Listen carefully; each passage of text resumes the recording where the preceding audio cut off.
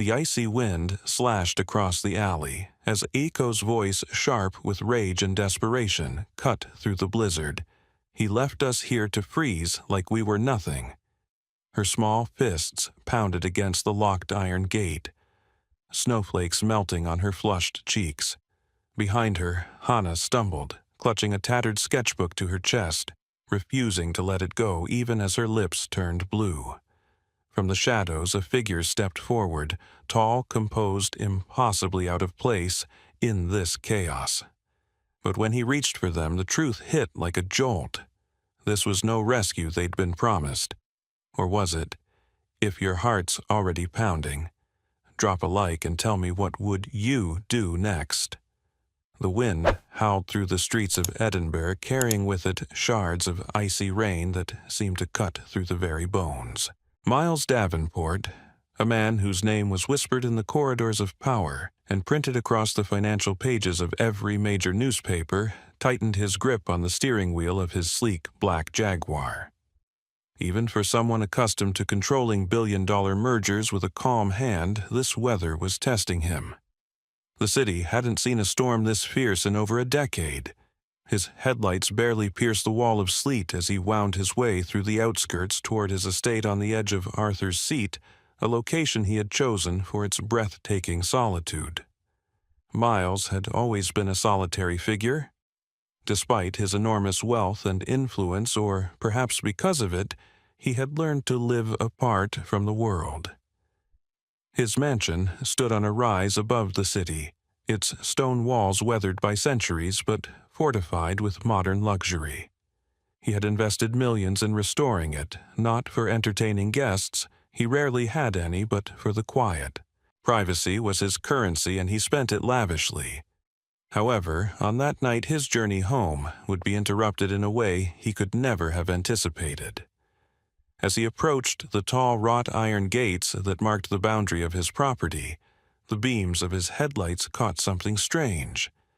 Two small shapes huddled near the stone gatepost, barely distinguishable through the swirling snow. At first he thought they were stray animals, some poor creatures driven to his gates by the cold. But as the distance closed, the truth became chillingly clear: they were children. Miles slammed on the brakes, the Jaguar skidding slightly before stopping. He stepped out, and the icy wind hit him with such force it stole his breath. His expensive wool coat was no match for this biting cold, but he didn't hesitate. The shapes resolved into two girls no more than 7 years old, dressed in threadbare coats with snow crusted along the hems. Their faces were pale lips tinged blue, their small bodies trembling violently. "What on earth are you doing out here?" Miles asked, his voice sharper than intended, a reflex born of shock.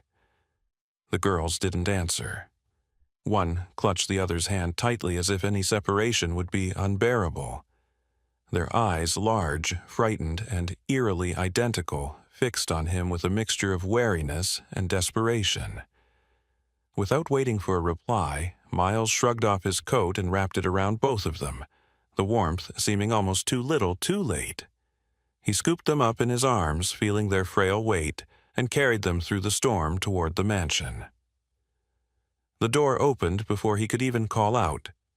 Mrs. Whitaker, his long-serving housekeeper, had heard the car pull up. Her eyes widened as she took in the sight. "Good heavens, sir. Where did they—" "At the gate," Miles interrupted, stepping inside and kicking the door shut against the wind. The warmth of the grand foyer enveloped them, but the girls' shivers did not subside immediately. Mrs. Whitaker moved quickly, fetching blankets and a kettle for tea. Miles carried the children into the drawing room, where the fire blazed in the marble hearth, and set them gently on the deep leather sofa. As the heat began to reach them, he saw them more clearly. They were twins, identical down to the way their hair curled damply at the edges. Yet, even in their identical features, subtle differences emerged. One's gaze was direct and almost defiant, while the other's eyes darted around, absorbing every detail, yet speaking volumes in their silence. "Don't be afraid," Miles said quietly, surprising himself with the softness in his tone. You're safe now." However, safety was a relative concept, and as Mrs. Whittaker wrapped the girls in thick blankets and set steaming mugs of cocoa in their hands, Miles's mind raced. Children did not simply appear at the gates of a reclusive millionaire's estate in the middle of a storm. Someone had brought them here, and for reasons he could not yet guess. Outside, the storm raged on wind, shrieking through the chimneys like some ancient ghost. Inside, a strange new presence filled the rooms, one that neither Miles nor his carefully constructed life had been prepared for.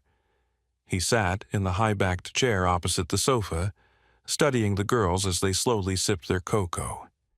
He thought of his own childhood, of the long, cold winters after his parents died, when his only refuge had been in the unyielding silence of boarding schools. Finally, one of the twins spoke, her voice steady but small. "We were told you could help us." Miles leaned forward, elbows on his knees.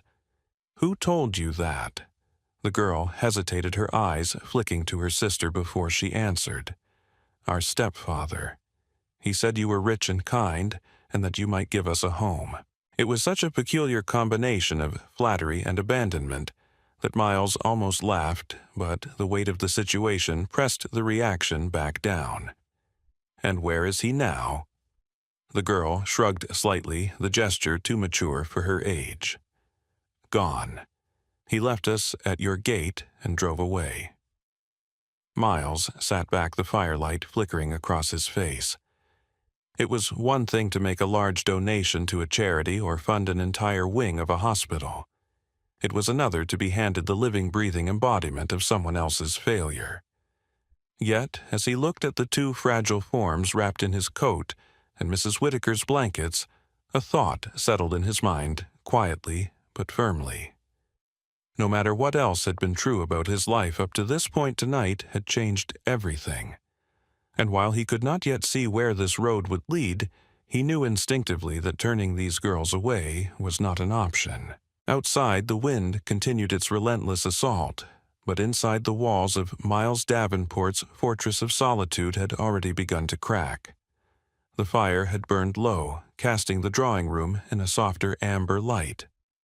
Miles Davenport sat in silence, letting the girls drink their cocoa, their small hands wrapped around the mugs as though they feared the warmth might vanish if they let go. They had not spoken much since their startling confession about the stepfather, and Miles, in his way, knew better than to push too hard too quickly. Trust was not something that could be demanded. It had to be earned, like the slow warming of the body after hours in the cold. He studied them, the quiet one, Hannah, now leaning her head against the arm of the sofa, her eyes heavy but alert, and the other Aiko sitting upright as if determined not to surrender to sleep in a stranger's home. The names had come reluctantly, after much coaxing from Mrs. Whittaker. There was something about the way they spoke them, too, almost as if saying them aloud was a way of holding on to themselves when the world seemed intent on taking everything else away. Miles's mind wandered back unbidden to his own youth. After his parents' sudden death, he had been shipped off to a boarding school in Surrey, where the days were as gray as the stone walls and the nights colder than the winter air. Adults had made decisions for him without explanation, and though his needs were met, there had been no warmth in the provision. It had taught him early that security without kindness was like a room without light, functional but suffocating. Perhaps that was why the sight of these two shivering children stirred something deeper than mere pity. However, pity alone would not solve the immediate problem. There were legalities to consider, procedures that would demand explanations neither he nor the twins were ready to give. Children abandoned at the gates of a reclusive millionaire's estate. It was the sort of story tabloids would devour, twisting fact into spectacle. Miles had spent years avoiding unnecessary attention. Now, these girls threatened to drag his carefully managed privacy into the public glare. Still, his questions multiplied. Who was this stepfather? Why had he chosen Miles of all people? The man's claim that Miles was rich and kind was almost laughable. His reputation in the business world leaned heavily on the rich part, far less on the kind. It was true that he had given millions to charities, but always at a distance, always through formal channels. Yet here were two living, breathing recipients of an entirely different kind of plea, one that required not money, but involvement. Aiko finally broke the silence, her voice low but clear. "Our mother is in the hospital." She didn't elaborate, but her gaze didn't waver from his. Miles felt the subtle challenge in her eyes, as though she were testing whether he would care enough to ask the next question. "What happened?" he asked, leaning forward. She had an accident. A car hit her while she was walking home from work. She hasn't woken up since." And your father, Hannah's voice barely more than a whisper, slipped into the space between them. "He died when we were 3. Miles sat back processing this. Orphans, in all but name, shuffled between an unconscious mother and a stepfather who had now abandoned them. In some ways it was worse than outright orphanhood. At least then the absence was final, not a lingering uncertainty. Mrs. Whitaker returned with more blankets, fussing over the girls in a way that made Miles realize just how long it had been since children had been inside these walls. The old house with its high ceilings and echoing halls seemed almost to soften in their presence, as though it too recognized the shift. Outside the windows the storm still battered the city, but inside a different kind of turbulence was forming. Miles knew the easy route call the authorities hand over the twins and retreat into the comfortable isolation he had built for himself. But another part of him, the part he had long buried beneath deals, acquisitions and layers of detachment, was unsettled by the thought of sending them away. Moreover, there was something about the way Aiko had spoken of her mother that lingered with him. Not the words themselves, but the conviction in her tone. It was as if she believed against all reason that their mother would wake, and that someone like Miles might be a part of making that happen. He could not understand why, but he found himself wanting to know more. "You said your stepfather brought you here. Why me?" Aiko's lips pressed into a thin line before she answered. "Because of this." She reached into the pocket of her coat and pulled out a small weathered sketchbook. The cover was scuffed, the edges frayed, but when she opened it, Miles felt something stir in his chest. The first page held a drawing so precise and vivid, it was almost photographic, a seaside view of Monterey Bay, California. The kind of scene one could only capture from memory, not imagination. He blinked. This is where I grew up." Hannah nodded. "Our mother drew it. She said it was a place someone important to her once called home. It was a simple statement, but it landed heavily. The world was wide, yet here was a direct thread from these children's mother to his own past. Coincidence, perhaps, but the kind that demanded attention. He found himself wondering if their mother had known his parents, or perhaps crossed paths with him as a child, without either of them realizing it. Finally, Miles exhaled slowly. "Where is she now? Which hospital?" When Aiko told him, he recognized the name. It was one of the city's older institutions, respectable, but underfunded, a place where patients often languished longer than necessary due to lack of resources. He had funded projects there in the past, but always through intermediaries. Now the connection felt uncomfortably direct. The storm outside seemed to intensify, rattling the windows as if urging him toward a decision. Miles knew there would be consequences to whatever choice he made next. However, something had already shifted within him. The gate, the storm, the twins. They were no longer random interruptions to his evening. They were the beginning of something he could neither predict nor ignore. The storm had passed by, mourning, leaving Edinburgh cloaked in a fragile stillness. The snow clung to the trees and rooftops, turning the city into a postcard image, but inside Miles Davenport's estate, the The atmosphere was anything but still. The twins had woken early, and Mrs. Whittaker, with a fondness that surprised even herself, had allowed them into the kitchen. By the time Miles entered, lured by the smell of warm bread, he found Aiko standing on a chair, carefully stirring a bowl of batter, while Hannah sat at the table, sketching with a focus that made the rest of the room disappear. He paused in the doorway, watching. It was an unfamiliar scene for him, children moving through his space as though they belonged there. However, instead of the discomfort he had expected, there was a strange ease in it. The estate had always been immaculate, almost sterile, but now there was a warmth that had nothing to do with the central heating. Over the following days, a tentative rhythm began to form. Aiko, the more outgoing of the two, took to shadowing Mrs. Whittaker, eager to learn how to cook proper meals. She asked questions incessantly about recipes, about Edinburgh, about why the big clock in the hallway chimed at odd hours. Hannah, on the other hand, preferred the quiet corners of the house. She carried her sketchbook everywhere, and Miles often found her sitting by the tall library windows, drawing whatever caught her eye. It was during one of these moments that he discovered the true extent of her talent. He had been passing by when he noticed the page she was working on, a detailed rendering of his study. Every item was captured perfectly, from the grain in the mahogany desk to the faint crease in the leather of his chair. But there was something else, too, in the drawing. A shaft of sunlight streamed in through the window, illuminating a vase of fresh flowers that did not exist in reality. "You've added something," he remarked gently, stepping closer. Hannah looked up, unafraid.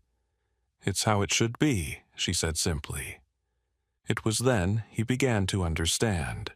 She wasn't just copying what she saw, she was recreating it, as she felt it ought to be, infusing each scene with a touch of hope or beauty, as if her drawings could repair the imperfections of the world. However, their time together was not without tension. One afternoon, Miles had to step out for a meeting in the city. He returned to find Aiko in tears in the foyer, Mrs. Whittaker trying to console her. Hannah had slipped out through the side gate without telling anyone, and the winter light was already fading. They found her in the park nearby, sitting on a bench sketching a frozen pond. When Miles asked why she had gone, she only shrugged. "I needed to see something else," she said, as though the explanation was self-evident. Incidents like that reminded him that their trust in him was still fragile, and that their lives before his home had been unpredictable enough to make running away seem like a reasonable act. Building bonds would require patience, and he was learning that the hard way. Outside the safety of the estate, other forces were beginning to stir. Miles began receiving calls from acquaintances, some curious others prying about the children seen entering his property during the storm. The stepfather had not reappeared, but questions were being asked, and not all of them in good faith. Edinburgh was a city of old money and older gossip, and the sudden arrival of two vulnerable children in the care of one of its most reclusive figures was bound to draw attention. In the midst of this, Mrs. Whittaker suggested a visit to the hospital. "If you're serious about helping them," she said, "you should meet their mother. It will tell you more than any story could." The trip was sobering. In the sterile white of the hospital room, their mother lay pale, and still machines quietly marking the passage of time. Aiko stood at her bedside holding her hand, while Hannah placed a fresh drawing on the table, a picture of their mother sitting up, smiling, sunlight spilling over her face. Miles felt something in his chest tighten. This was more than a child's hope. It was almost a vow. On the way back, Aiko spoke for both of them. "We think, if she sees the right picture, she might come back to us." Miles didn't argue, though his rational mind dismissed the idea. Still, he could not ignore the conviction in her voice. Back at the estate, he found himself making small adjustments, clearing a room to serve as an art space for Hannah, ensuring the kitchen was stocked with ingredients Aiko liked to use, rearranging his schedule to be home more often. These were not grand gestures, but they were deliberate, and they signaled something even to himself. He was no longer a passive participant in their lives. However, it was during a late-night phone call that the stakes began to rise. An old acquaintance in the art world mentioned a rumor someone in London was seeking young prodigy artists for a high-profile exhibition, and a man had been making inquiries about talented twin girls in Edinburgh. The description was unmistakable. Miles didn't share this with the twins immediately, but it planted a seed of unease. Whoever this was, they knew enough to start looking, and his home was no longer the unassailable fortress it had once been. Protecting the girls would require more than kindness. It would require vigilance. In the quiet after that call, he walked past the library and saw Hannah asleep in the armchair, her sketchbook open on her lap. On the page was a drawing of the three of them, Hannah, Aiko, and himself, standing together at the gates of the estate, the storm long gone, the sky clear. It was, he realized, not just a scene but a possibility. And in that moment he knew he would do whatever it took to make it real. The confrontation came not with the subtlety of whispers, but with the blunt force of a public accusation. It began when Miles Davenport received a formal letter from a law firm in London declaring that the twin stepfather had secured legal representation to reclaim custody. The letter was dressed in the language of concern and parental rights, but underneath the legal jargon, it was nothing more than a thinly veiled attempt to regain control over the girls, and Miles suspected over whatever value someone believed they could extract from their talents. The court hearing was set for 3 weeks later, a compressed timeline that left little room for comfort. Miles had never been a man to shy away from negotiations, but this was no business deal. This was a matter of two lives he had come to care for, far more than he had anticipated. He hired Eleanor Reeves, one of Scotland's most respected family lawyers, a woman known for her relentless preparation and ability to dismantle false narratives with precision.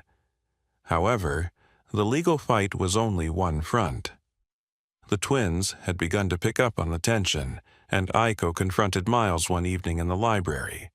"You're going to send us back, aren't you?" She asked, her voice carefully neutral, but her eyes betraying the fear she could not hide. Miles crouched so they were at eye level. "No," he said without hesitation. "Not if I have anything to say about it." It was a promise he hadn't yet made aloud, and hearing himself say it crystallized his resolve. In preparation for the hearing, Eleanor urged him to gather character witnesses and any evidence that would demonstrate the girls' welfare under his care. Mrs. Whittaker agreed to testify, as did Dr. Morris, the physician who had examined the girls after the storm and documented their malnourishment and exposure. More unexpectedly, Takeshi, a journalist who had been quietly investigating the stepfather, came forward with a trove of damaging information. He had discovered that the man had been in contact with a notorious art dealer in London, the same one rumored to be searching for child prodigies. It was clear the stepfather's sudden interest in the twins had little to do with paternal affection. The climax came during the exhibition that had been arranged at the city's gallery, a charity event Miles had initially agreed to, so the twins could display their work. It was meant to be a celebration, a way to give them confidence before the looming court date. The room was filled with patrons, the walls adorned with Hannah's most captivating drawings, each one radiating a warmth that seemed to soften even the iciest of guests. However, as Hannah and Aiko stood before their latest piece, a collaborative work that merged Hannah's intricate lines with Aiko's bursts of color, Miles saw the stepfather enter. He was flanked by the London dealer, their expressions a mixture of greed and calculated charm. They approached the girls as if they were long-lost relatives at a reunion, their hands outstretched, their voices syrupy with false affection. Miles stepped forward, placing himself between them and the twins.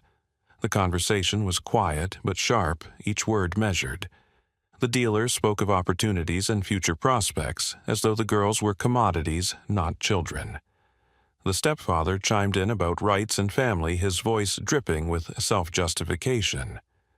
Miles countered with the truth that family was not defined by blood alone, but by presence, protection, and love, a truth the stepfather had long since forfeited. The moment of emotional rupture came when Hannah, normally so quiet, spoke up. She held up the drawing they had just finished and said, "We made this for him," nodding toward Miles. "Because he's the one who stayed." The simplicity of her statement cut through the room like a blade. People stopped to listen, and in that silence the stepfather's pretenses collapsed under the weight of his own absence. 2 days later the hearing commenced. The courtroom was austere, the air thick with formality. Eleanor presented the case with unflinching clarity, weaving together testimony, medical reports, and Takeshi's investigative findings. The opposition tried to frame the stepfather as a man struggling to reunite with his family, but the inconsistencies in his story unraveled under cross-examination. The judge, a stern but perceptive woman, listened carefully, her eyes flicking between the documents and the faces before her. When it came time for Miles to speak, he didn't reach for eloquence. Instead, he told the truth plainly about the night of the storm, about the changes he had seen in the girls and in himself, and about the future he envisioned for them, one free from exploitation and fear. He did not plead. He simply offered a vision grounded in the reality of what they had already built together. Finally, the judge rendered her decision temporary custody awarded to Miles, with a clear path toward permanent guardianship pending follow-up assessments. The relief in the room was palpable. Aiko squeezed his hand so tightly it hurt, but he didn't let go. Hannah simply leaned against him, her sketchbook clutched to her chest. Outside the courthouse, the snow had begun to fall again, soft and slow this time. It felt less like a storm and more like a benediction, as though the city itself was offering a quiet blessing on what had just been secured. Yet Miles knew this was not the end. It was the turning point, the moment from which everything else would flow. And as he looked down at the twins, their faces lit with something he hadn't seen before. Security, he understood that no business victory he had ever achieved could compare to this. Spring came slowly to Edinburgh that year, as if reluctant to push away the last traces of winter. The air grew softer. The light lingered longer in the evenings, and for the first time in months the gardens around Miles Davenport's estate began to stir with color. Within the house, life had also shifted into a new rhythm. Aiko and Hannah moved through the rooms not as guests or wards, but as if the space had adjusted itself to them, reshaping its quiet corners into places of laughter, warmth, and creation. The court's decision granting Miles temporary custody had brought relief, but also a sense of responsibility that he felt down to his bones. This was not a matter of holding on for a season. It was a commitment to something enduring. He had never imagined himself as a father figure. His life had been carefully engineered to avoid the vulnerability such bonds demanded. But every day with the twins had begun to dissolve that old design. Their mother's condition remained unchanged, but Miles refused to see this as the end of her story. On Saturday mornings they visited the hospital together. Aiko would bring fresh flowers, Hannah would bring a new drawing, and they would speak to her as though she were simply resting, listening from somewhere far away. One afternoon, Miles brought a framed copy of the collaborative piece the twins had created for the exhibition, placing it on the wall opposite the bed. "So she can see it when she opens her eyes," Hannah explained, her voice steady. It was a gesture so simple and so full of hope that Miles found himself lingering in the doorway afterward, unable to leave until he was certain she had understood, even in her silence. However, life was not only about waiting. Miles began to integrate the girls into more of his world. He took them to the markets in the old town where Aiko delighted in bartering for fresh ingredients, while Hannah collected small trinkets to sketch later. They visited the library at the University of Edinburgh, wandered the galleries of the Scottish National Portrait Museum, and spent afternoons in the park feeding the swans. In these moments, Miles noticed how their guardedness had begun to fade. Aiko's laughter came quicker. Hannah's drawings grew brighter, and both of them started speaking about the future in ways that suggested they finally believed they had one. Still, there were reminders of how fragile this stability was. A letter arrived from the stepfather's solicitor conceding the current arrangement but hinting at a possible appeal. Miles didn't show it to the girls. Instead, he filed it away and redoubled his efforts to create an environment so safe and grounded that any outside threat would feel powerless. Protecting them was no longer a matter of law, it was a matter of love. One crisp morning in early April, Mrs. Whitaker proposed something unexpected, entering the twins into a community art showcase at the local cultural center. "It's not about winning," she told Miles. "It's about letting them share what they've been building here." At first, he hesitated. Public attention had been risky before, but the girls' excitement was immediate and contagious. They worked for weeks, often side by side in the art room Miles had set up for them, Hannah's careful lines merging with Aiko's bold strokes in ways that seemed almost symbolic of the life they were weaving together. The showcase became more than just an event. It was a quiet declaration. Parents and children wandered through the exhibits, pausing at the twins' piece, a sprawling canvas, depicting the estate in spring, its gates open the gardens alive with blossoms.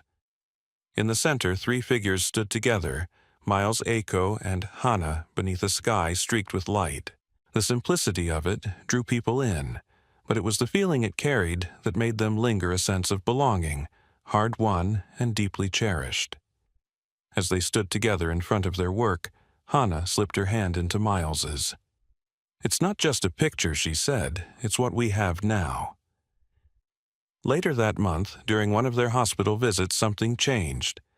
It was small at first, a flicker of movement, a shift in breathing, but enough to draw the nurse's attention. Miles held the girls back gently as the medical staff checked vitals, but his eyes stayed fixed on the bed.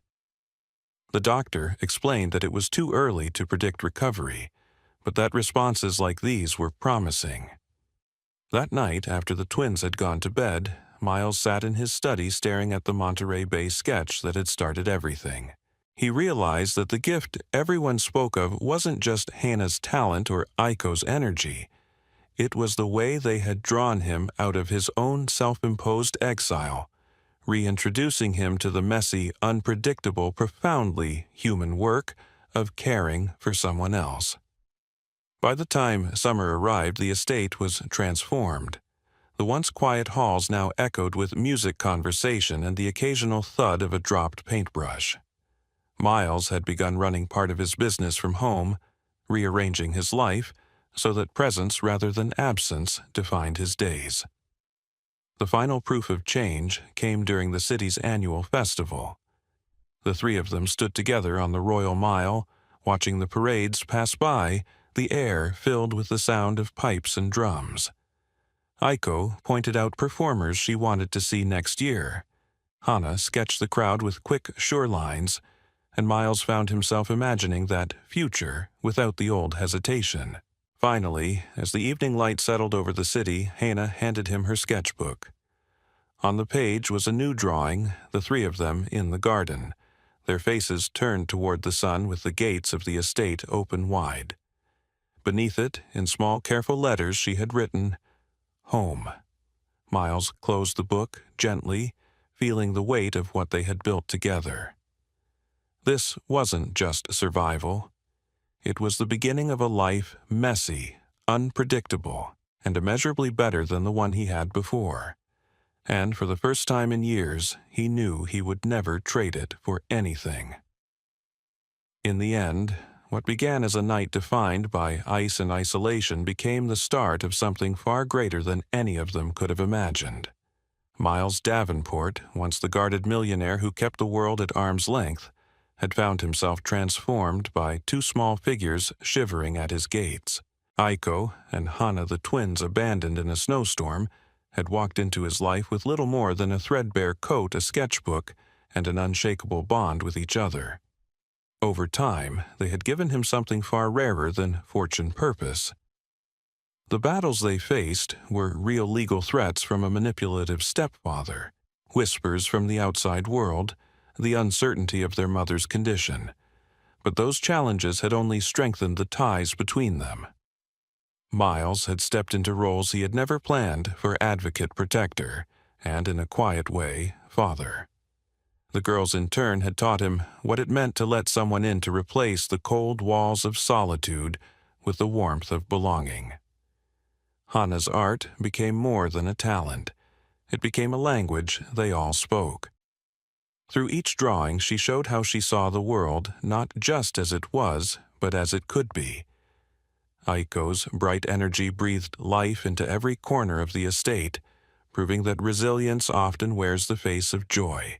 Together, they reshaped Miles's once empty home into a place filled with laughter, creativity, and shared moments.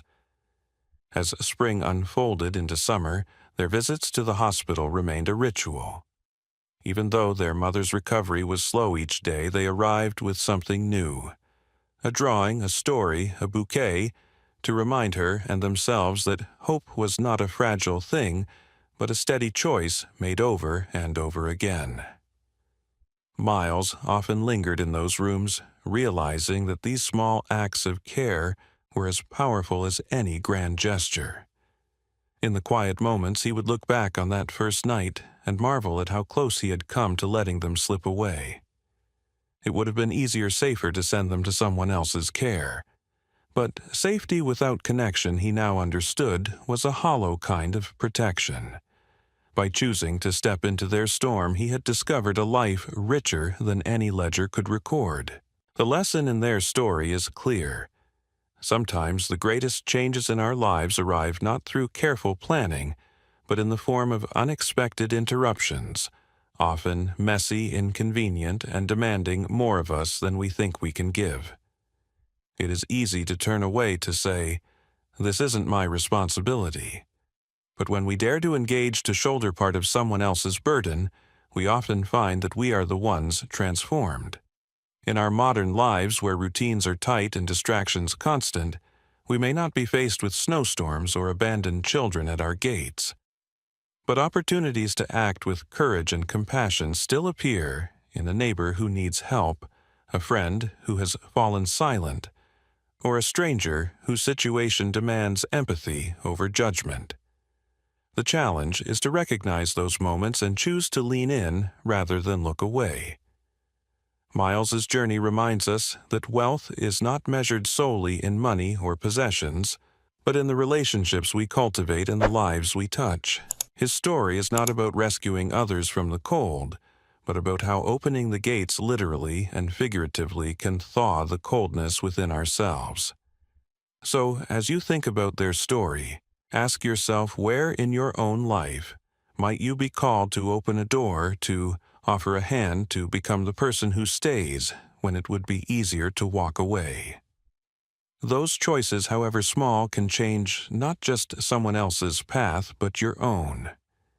If this story has moved you, inspired you, or made you think about the unexpected ways we can change each other's lives, I invite you to support this journey. Subscribe to the channel, leave your thoughts in the comments, and share this story with someone who might need a reminder of the power of compassion. Your support gives us the motivation to keep bringing you stories that touch the heart and spark the courage to act.